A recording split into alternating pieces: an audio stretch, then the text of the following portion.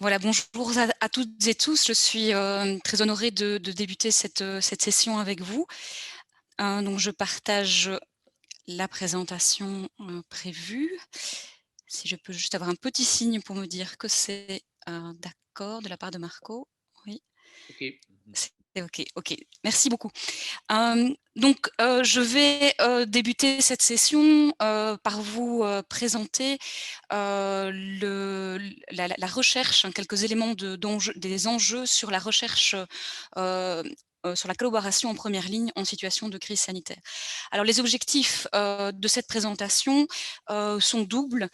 D'abord, il s'agit de discuter de certains enjeux et défis de la recherche en première ligne. Donc, Madame Adriansen insisté sur l'accent que mettait justement la Fondation Abaudouin, essayer de développer des actions de recherche dans le domaine, donc pour que nous ayons à disposition des modèles et des analyses spécifiques à cette première ligne en Belgique. Le deuxième objectif que je poursuis aujourd'hui, c'est de vous présenter le programme de recherche et d'introduire le cadre méthodologique des travaux de l'équipe de recherche de Beehive, le work package qui s'intéresse justement spécifiquement à la collaboration interprofessionnelle. Donc, il s'agit de vous présenter ici le programme de recherche et d'introduire la méthodologie pour montrer la complémentarité entre les axes de travail que nous avons développés également en interdisciplinarité. Alors, je vois que ma présentation n'est pas en... Alors, il y a un an, mi-février 2020, nous avions présenté collectivement le livre blanc de la première ligne et nous avions introduit notre travail en retraçant brièvement l'historique de la première ligne. Nous avions alors insisté sur la manière dont les différents métiers de cette première ligne s'étaient construits, notamment au fil des crises rencontrées par nos sociétés, hein, avec une première étape de professionnalisation qui a eu lieu dans le cours du 19e siècle, qui s'est fondé sur le réseau médico-hygiéniste, hein, et la professionnalisation essentiellement, l'apparition du métier de médecin et sa reconnaissance. Dans un deuxième temps, avec la complexification des besoins, on a vu une différenciation accrue au sein même de la médecine, entre médecine générale et médecine spécialisée. Et avec la Deuxième Guerre mondiale et l'apparition de nouveaux besoins, de nouveaux métiers se sont vus reconnaître des champs de compétences. Et c'est le moment finalement de la différenciation des métiers. On avait retracé cette évolution en disant que nous assistions maintenant à un troisième temps de cette évolution de la première ligne en Belgique, avec depuis les années 2000 davantage de mesures visant à intégrer les différents métiers, à favoriser la collaboration entre eux. Euh, le Covid, un mois plus tard, est venu finalement bouleverser le programme de recherche que nous avions construit sur cette collaboration interprofessionnelle.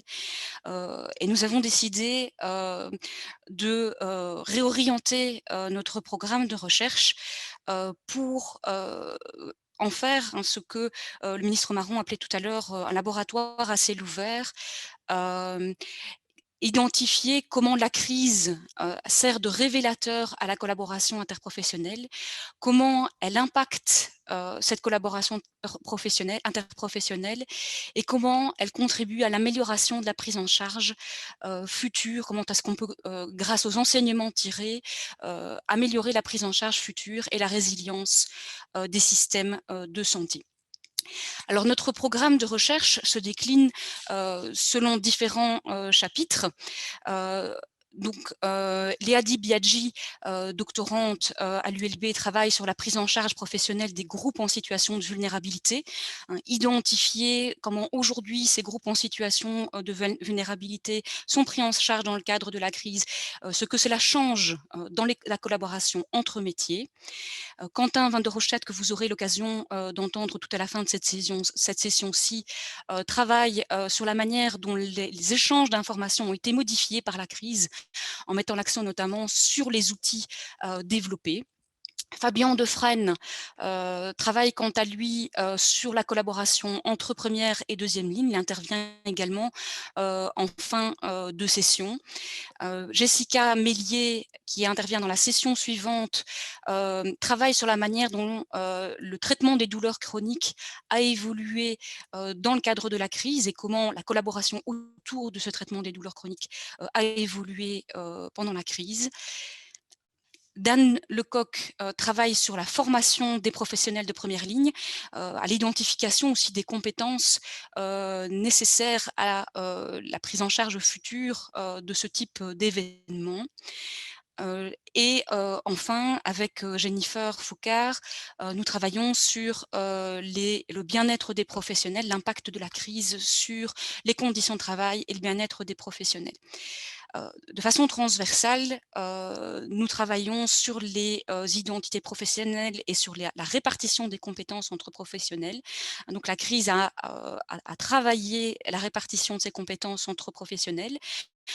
Notre objectif est d'identifier ce que cela dit de cette collaboration interprofessionnelle et comment on peut identifier pour la suite éventuellement des pratiques qui pourraient travailler à la résilience du système. Nous travaillons également sur la dimension territoriale de cette collaboration interprofessionnelle, tant il est vrai qu'en première ligne, les acteurs travaillent non seulement au sein de structures, mais également entre structures et entre métiers. Donc l'axe territorial, la collaboration interprofessionnelle sur la base de territoire est un élément qui est aujourd'hui d'ailleurs développé, que ce soit en Flandre, à Bruxelles ou en Wallonie de plus en plus. Alors les enjeux méthodologiques que nous avons tenté de rencontrer, c'est d'abord que nous souhaitions absolument mettre l'accent sur le vécu des professionnels en profondeur. Donc nous voulions aller au-delà du formel.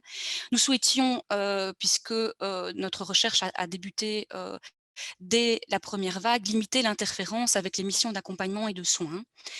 Rencontrer aussi la diversité de la première ligne, la diversité organisationnelle de cette première ligne, qui connaît des configurations très différentes selon parfois les publics rencontrés, selon parfois aussi les territoires. Raison pour laquelle nous avions décidé aussi d'intégrer cette dimension territoriale dans la réflexion sur la première ligne. Et enfin, nous avions la volonté, à travers le dispositif méthodologique prévu, de développer, je le disais en introduction, des cadres d'analyse adaptés à la spécificité de la première ligne, tant il est vrai que de nombreux modèles théoriques et de nombreux modèles d'analyse existants sont fondés sur les secteurs hospitaliers, et donc il y a vraiment une nécessité pour ces modèles relatifs à la collaboration interprofessionnelle de travailler les spécificités de la première ligne. Alors, pour comprendre le vécu des professionnels, nous avons mis l'accent sur les méthodes qualitatives. Pour limiter l'interférence avec les missions d'accompagnement, nous avons développé une triple méthodologie. L'un des socles de cette méthodologie, c'est l'analyse documentaire. Nous avons récolté au fil du temps, depuis mi-mars de l'année dernière, les procédures, consignes, modalités d'organisation officielle des pouvoirs publics. Nous avons également récolté de façon systématique les articles de presse, les procédures internes aux organisations et internes aux organisations professionnelles, les newsletters quand nous y avions accès également et les forums d'échange entre professionnels. Complémentairement à cela, nous avons développé des études de cas, 4 études de cas. Je vous disais que la dimension territoriale était importante. Nous avons travaillé sur la région bruxelloise et en Hainaut. Et nous avons voulu travailler aussi aux interstices entre accompagnement social et santé, puisque face à la crise, les deux secteurs ont été amenés encore davantage qu'en situation de routine à travailler ensemble. Enfin, nous avons, réalisé des entretiens individuels auprès, de professionnels de santé essentiellement, et quelques professionnels également de l'accompagnement social. Et ici, la volonté avait été aussi de rendre compte de la diversité de cette première ligne. Donc, les 13 métiers qui sont cités ici sont ceux également qui sont, les métiers visés par la chaire, Beehive dans son ensemble, afin de pouvoir rendre compte précisément des collaborations entre ces différents métiers et aussi de la spécificité, du vécu, de chacun de ces métiers. Donc une triple méthodologie, donc 80 entretiens, à ce jour réalisés. Je le disais tout à l'heure, rencontrer la diversité organisationnelle de la première ligne, ça voulait dire pour nous, dans l'échantillon constitué, à la fois avoir des, professionnels qui exercent en organisation, dans des maisons médicales, dans des maisons de repos, mais également, et c'était très important, en profession libérale. Ce qui représente évidemment aussi un enjeu, méthodologique, hein, parce que la disponibilité, doit être construite également avec ce type d'acteurs, hein, et il y a une dispersion beaucoup plus grande quand on s'adresse à des organisations. Et donc ça, c'était vraiment très important pour nous dans l'échantillon de base d'intégrer cette double dimension, rencontrer des professionnels dans les organisations et ceux qui exercent également en profession libérale pour pouvoir identifier comment ceux-ci collaborent, hein, entre eux. La dimension territoriale justement aide à identifier parfois des réseaux de professionnels exerçant en profession libérale. Enfin, le dernier enjeu, je le disais, était de développer, de contribuer, à développer des cadres d'analyse, hein, vous allez en entendre certains cet après-midi, qui intègrent la spécificité de la première ligne et aussi sa diversité. C'est pour cela que nous avons choisi de développer une approche dite de théorisation ancrée, c'est-à-dire qu'on construit progressivement à partir, des analyses de terrain, des hypothèses qui sont, progressivement mises à l'épreuve, par, les, nouvelles données collectées. C'est un processus itératif, un processus en boucle, hein. On commence par la collecte de données de terrain, heu maintenant depuis, 1 an, l'analyse, et on vérifie, une fois, cette analyse effectuée, si on atteint la saturation. C'est en méthode qualitative, c'est un critère important de scientificité, qui permet de déterminer si, on a, suffisamment, de données pour tester les hypothèses de travail sur lesquelles on travaille. Dans le cas, positif, on parle de théorie consolidée.